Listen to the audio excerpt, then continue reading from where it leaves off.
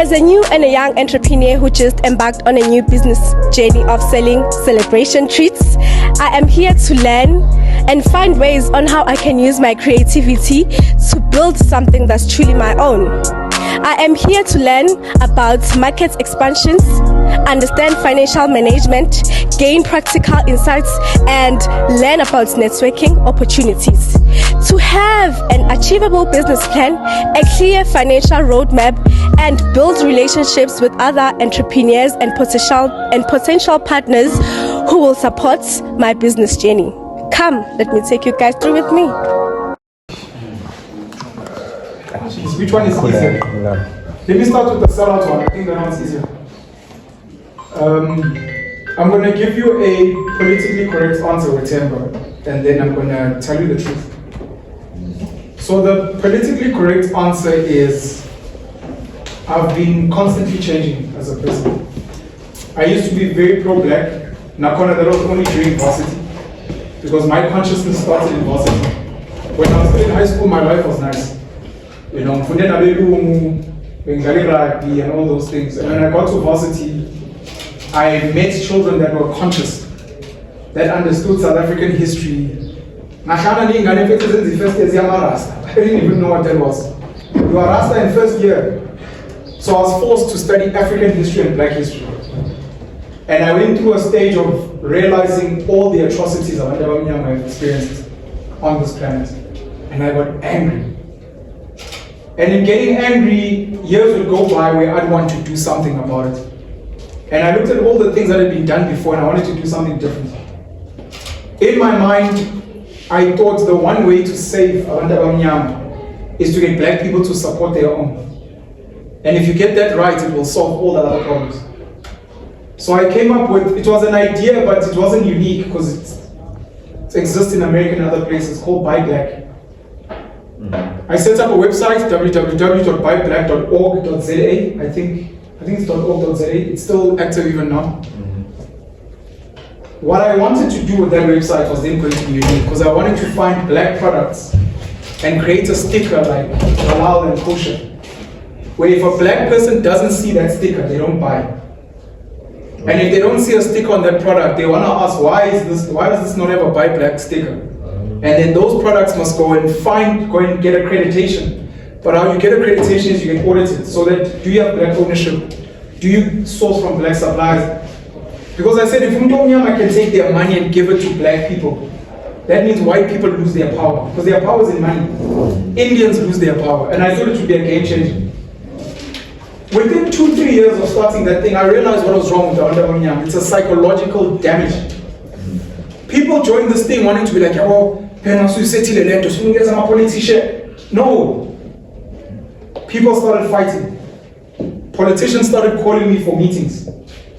I met with the people that were running and that were involved with the leadership of INEFCOC, the Black Business Council. All these organizations that are meant to help black people, and I realized what they wanted from me was to accumulate as much black money as possible and follow it, so that they can use the organization to get into politics, to get a matenda, to get PE deals. And I left. From that point on, I spent a lot of time with white people, trying to ask them where can we get help?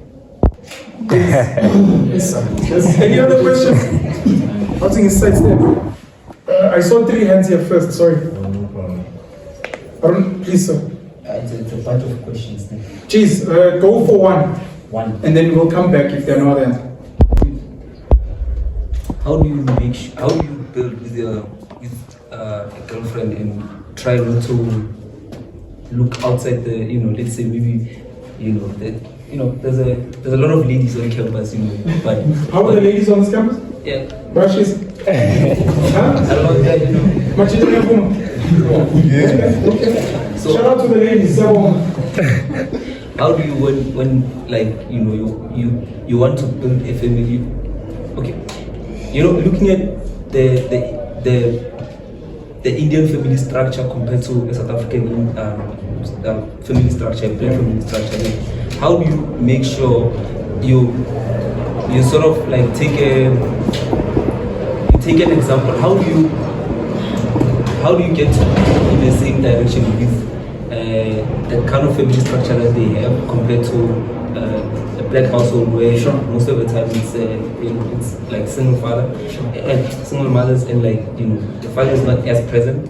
How do you, at this stage of like being at university, how do you take on like, I can choose this path and have one girlfriend, or try to build on what you have and not try to look outside and go on with that up until you reach a point where you have a family that you can be well structured instead of I don't want to say. I think with your position, since you have different baby mothers, and I think you might have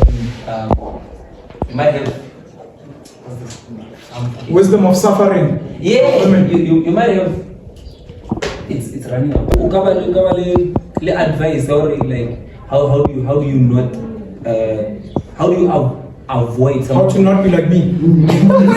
Something like that. Yes. Something. Yeah. So that direction. Not exactly, but that direction. Sorry, your question. Hi guys. It's okay, ma'am. Mina ngicela ukuthi senze kanje relationship. Siyaqala manje sithi okay, uyamcontroller, wenza lokho. So mina ngifuna sikhulume ngalo mfana lo uphula. Ngoba le ndaba leyo it right? Because for example, mina I will say ama-remote abantu abangisilisa ku-Facebook because banalo mfana fika leyo thina esingabalisaba nayo masakhula. Right? Njengoba uPenuel ukhuluma ngayo ama-podcast akho leyo ndaba leyo. But I believe ukuthi akukhulunywa ngayo kakhulu manje kufanele usakhuluma. Right? For example, manje from the first until the end ukhuluma ngabantu besifazane, but ayikho inyanga ukuthi khona ukhuluma ngomuntu wesilisa ukuthi kumele iphathe kanjani, kumele empower kanjani, kumele ikhule kanjani. Ayikho into kanjalo. Let's call it one problem, at least a one. We buy. We need a white president. And Andre's like, why? It's like they're little white kids who've never seen a white president, so it's very important for them to see a white president. And it's almost similar to what you're raising now. There are young boys being born into a world where #men are trash, GBV. Girls are being born in a time where they take a girl child to work, women empowerment, there are bursaries for girls. But they have at least one protege or one mentee. If you can have more, than do so. So you're like, Pen, where are we going wrong? I'll ask you, how many young boys are you mentoring? And if you say none, then it means you're part of the problem. And the same with the next guy. And in that same question I ask you, so you're mentoring 2 younger boys, 3 younger boys, I've got a younger brother, who's mentoring you? Because in the absence of fathers, we need to find father figures. Some of them may not be physical, DJs who on screen somewhere there. Some of them, in fact, you look around and you gravitate, you're like, hey, timer. Some men might get uncomfortable. Please mentor me, don't do that. You're like, timer, wash his or time can I come with you? Because in days where while you guys are hiking or doing charity work or whatever, you ask the questions. Hey, there's this chick I met, she was dating a friend of mine, so I don't know. Clear that up. And then you ask why? We're the only people that can save each other and help each other up as gents. And unfortunately, many of us are drugged up on escapism. The things we watch, the things we consume, we're just trying to numb the pain. And then in that, some of us end up fighting with the women. And the women are also, Utemba spoke about an agenda, they're on a program, they aren't aware. This is a program to fight each other. Tabang in a 20 fighting a 20-year-old guy about, you guys have been oppressing us for 100 years. Just like I'm fucking 20. I wasn't here, bro. Why am I getting bashed? Is another thing we need to address. Damn. So I'm just saying some of these things maybe must be involved. Valentine's Day, asking women, what did you get for your man? Let's make it new, like let's build each other. It can't just be one-sided. Because I can tell you now there's someone pushing an agenda. And if you can get smarter women to ask them, this thing you're doing, this women's conference you're going, when you come back, come tell me what you learned there. I know it's for women. That means it's not for us then. Share what you got there, tell me, and if there were bad things, let's talk about it. They were saying, no, what, and a girl child. You're like, you realize we've got 2 sons. So because we don't have a daughter, you won't take them to work? When it's take a girl child to work, take our boys. When they're like, oh no, but it's for girls, you're like, oh no, this is not take a girl child. My kids just came to Kosimiri work. But I actually want them to be part of the program. I don't want them to be left behind. To close off that question, I sat at a men's conference, I think a month or 2 ago. And what I said to the guys there, it's a bit older gents, 40s, 50s, quite well established. I made a suggestion, gents, when you have a men's conference, please invite your sons. Let them sit around. Because all I'm hearing from these men are traumas from childhood. But now if you're dealing with these traumas, but it's not passing down to your boys, when will they ever learn? Invite them to just come and sit around and just listen. And then at that point, allow them to ask questions or to be like, hey, Baba, I just want to speak on Baba, I don't think it was right to show mom. Why? No, because of me. I want to talk about but you're like, shit, hey, this boy's raised something. Now interested. But the boys can say from a young age, men would have men's conferences, maybe not but whenever men would gather, no, come listen to us. Listen to what Babe Kulum, hey, Babe, Tata Penuel, hey, no, you're his father and you've been making shit decisions, and these things are gonna haunt him and he doesn't know why and how. So, yeah, we need more of that work. And, you didn't say your channel is Mbali. Is my time not up? Put Tyrone. Dictatorship is bad. That's because I didn't invent English, and the word dictatorship is a bad word.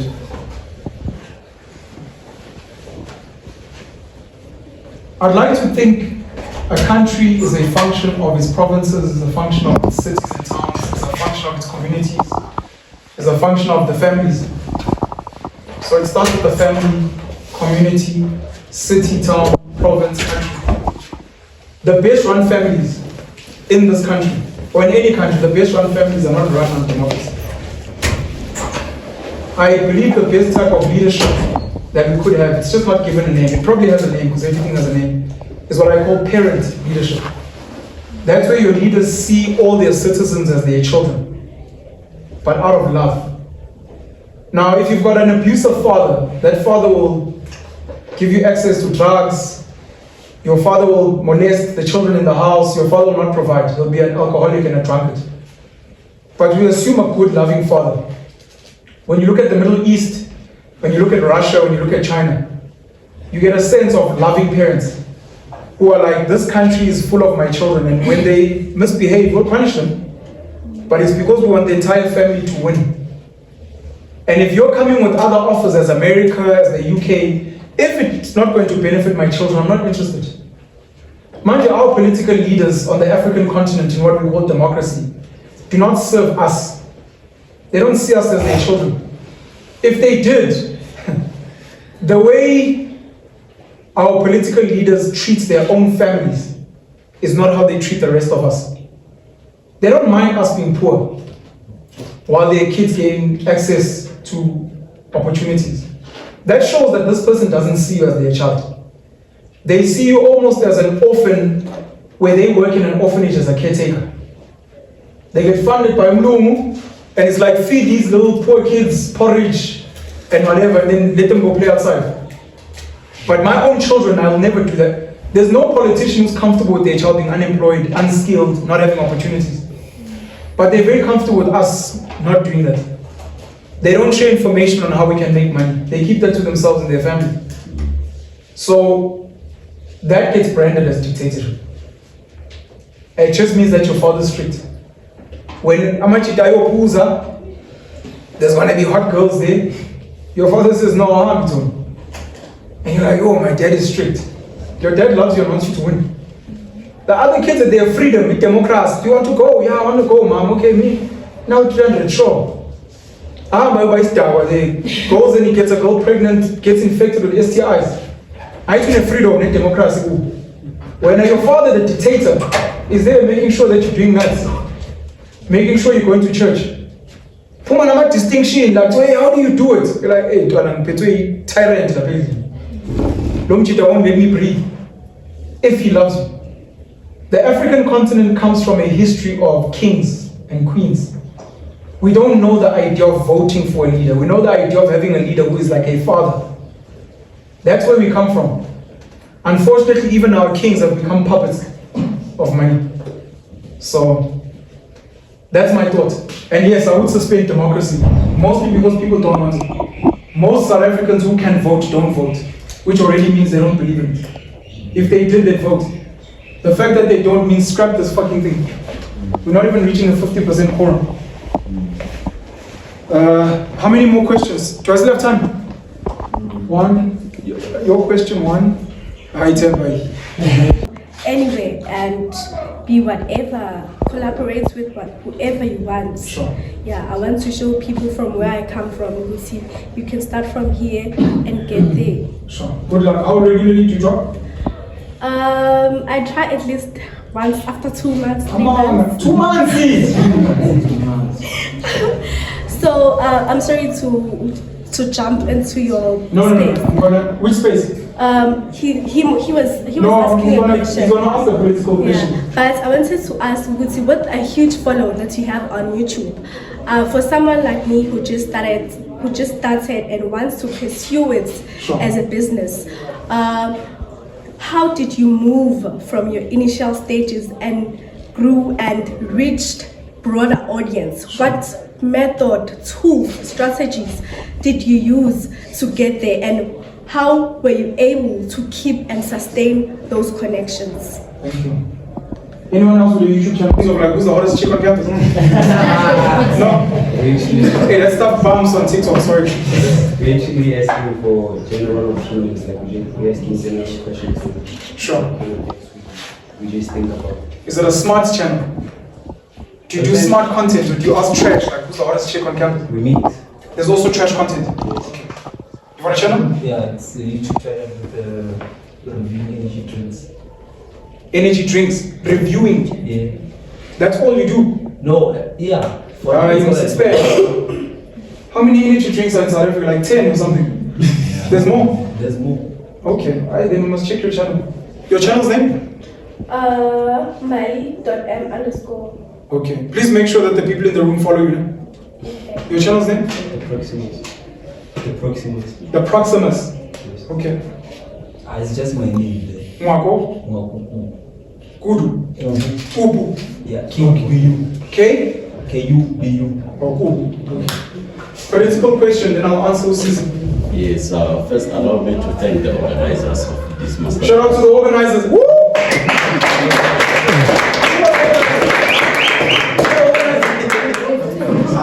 Alright, thank you. And another thing, I've heard plenty of some of these other individuals stuttering. So should I stutter, please know that my English bundles will be depleted. Nothing wrong, man. It's been a long year thus far, so let the bundles go. However, allow me to actually put this query upon you. You have been a person of which has got several individuals of which came to your what do you call it, your podcast. So I'm pretty sure that you have got a political insight on what's occurring in this particular country. So my question is based on the Pan-Africanism and South Africa as a whole. South Africa has been structured, or rather seen, as a country of which is doing much more better than the rest of the African countries, to an extent that we as Africans then believe that should the borders be opened, everyone is coming to South Africa. Definitely. Yes, I'm glad you have answered that, definitely. While answering some of the questions here, you have stated something that has got to do with the system. The system, you then said that almost 80% of the whites are racist. More than 80, but sure. The number that you have just said is okay, let's proceed. So, with our youth, this current generation, which has been privileged to an extent that we were born into democracy, and we do not see the need to vote, because most definitely, if you were to ask most of these members, more than 50% didn't. We call it Tyrone. He left. He left. Yeah. Oh, I can expose him because he's not here. Yes, yeah. More than 50% didn't vote. So how do you think that these youth, or rather ourselves, the new generation that is privileged, should move forward when it comes to politics? Because I believe and trust that everything is political. Everything, even the podcast is political. So how do you think that the youth can dwell much into politics and changing the structure of how the world see each and everything when it comes to Africa? I mean, almost 80 or 90% of minerals are found in Africa, and the rest is scattered all over the world. So, how do you think that we should dwell much as a youth and see a brighter future when it comes to politics, and how we should actively engage with politics? Jeez, you're asking such a deep question. I didn't get your name, but Tony. Yeah. Hey, we tried, man. You know, I sat with Mac G and PJ Sbu and David Mashabe on JJ Tabane's platform on ENCA, I think the year before last year. And at the time when JJ Tabane asked about voting in the youth, Mac G was like, fuck voting. Young people don't want to vote. And they were like, no, you can't say that. And I was like, no, but he's right. What would happen from that point is that some of the political people that I knew, I invited to the Hustlers Corner, Virtual Nkuko, Tusbu, and we sat with them. Herman Mashaba, and Protama Boone from AfriForum to speak about these things. You know, he invited Panyaza Sufi and a couple of other people. From that content, I saw Omekji beginning to consider. I saw the chillers starting to say, you know, young people watch podcasts and shows, so maybe bring some of these people on. And they start bringing politicians on. Of course, they brought Tumaliam, they brought John Steenhuisen, they've had Gaten McKenzie, they've had a lot. And we thought we were trying to get young people involved. Politics is boring, number one. Number two, politics doesn't feel inclusive. It really doesn't. But then the number one reason, I think, why we're not involved in politics versus, let's say, our elders saw the impact of politics whereas we don't. Voting should be forced if we actually want to take this democracy seriously. Voting should be forced. Otherwise, I can tell you now, many old people are not voting anymore. Some that were there during the struggle, because they're not seeing change. Ugogo is still waiting for RTP. And it's like, what the fuck? And she's watched her sisters and her brothers die, waiting for the promised land, while Ramaphosa are rich. So people end up getting despondent. And even now, with the ANC getting in bed with the DA, I think if we were to vote tomorrow, if people are not voting MK and EFF, others would just not vote. They'd be like, anyway, so they're fun. So people have become very despondent, and we need to make it compulsory. I do agree with you that politics is woven into every part of society. When you say even podcasting can be political, someone may not understand, but what that means is there are certain countries where YouTube is not allowed, like China. And the reason, Russia, are you sure? So They canceled YouTube. You wanted to say? No. I Sorry. think South Korea. No, not South Korea. South Korea loves America. North Korea, maybe. Maybe not. So the fact that YouTube, Google, Gmail, Facebook, Instagram, WhatsApp all don't work in China, it's because of politics. The politicians decided that. So They do work, but the government dictates what you put on your TikTok and your YouTube. oh no, TikTok is Chinese. I'm not sure about that, but I can tell you in China, if you want to use the ones I mentioned, you need what's called VPN, which is a private network. But as a country, the politicians decided that Facebook and Google products are not allowed here, including YouTube. So that's what you mean. In other countries, let's say like Zimbabwe, when Mugabe was still alive, you may start a podcast, but if you start talking shit about ZANU PF, you'd get arrested. Yeah. That becomes politics. So politics does infiltrate many parts of society, including the food we eat, who we import from, even agendas like, I mean, most African countries being gay is criminalized. That's politics. So you might be gay, but you're oppressed in your country. And you're like, but it's my life. It's like, yeah, but it can't be your life. We don't allow this here. In Islamic states, like the Middle East, there are certain laws if they haram politics. So I agree with you that politics actually affects everything.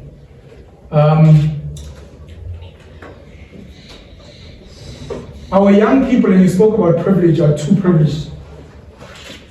And I think the dynamic of privilege is just that you find rich families, black, white, Indian, whatever, where the kids are spoiled and they destroy the family business.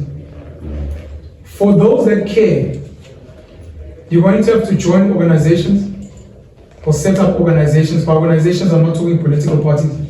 I'm talking organizations that effect change in your space. And try and convince other people. It took, I think it was 20,000. It took 20,000 white Afrikaans men to infiltrate government and take over with the National Party.